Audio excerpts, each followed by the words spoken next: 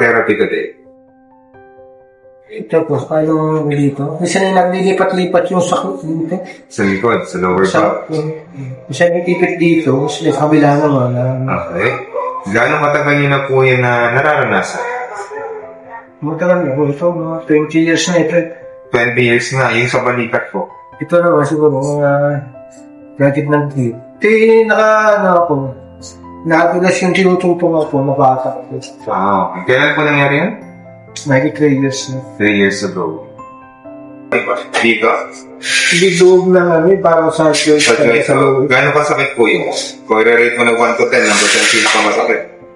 Mga 6. 6 dito po. Yung sakit? Yung loob. Dito, gaano kasakit po yun? Ganun din. 6? Yung sakit? Ano? Gaano kasakit po yun? Mga 1 to 10. Kasi parang naman ito sir nangyayari dito. Okay, sige po. Yung masakit? Dito. Gaano kasakit po yan? Mga naman, mga po. Ang sa laman. Sige. Yung sakit? Gaano kasakit po yan? 5. Bend po na. Yung masakit? Gaano kasakit po yan? 5. Sa kabila? Yung sakit? Meron buro. Saan? Dito. Gano'ng kasakit po yan? Mas konti lang. Mga ilan? Mga 3. 3.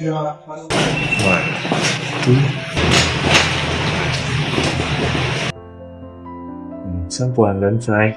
Hindi. Love it.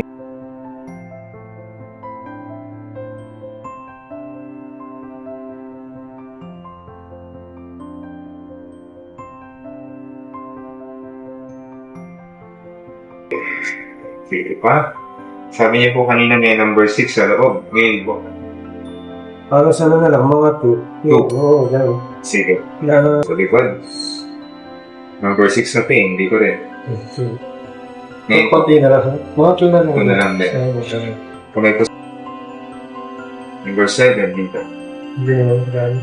Sa kapila. Ito. Dito na lang. Parang laman. Okay. Kung number 4 kanina. Yung laman lang.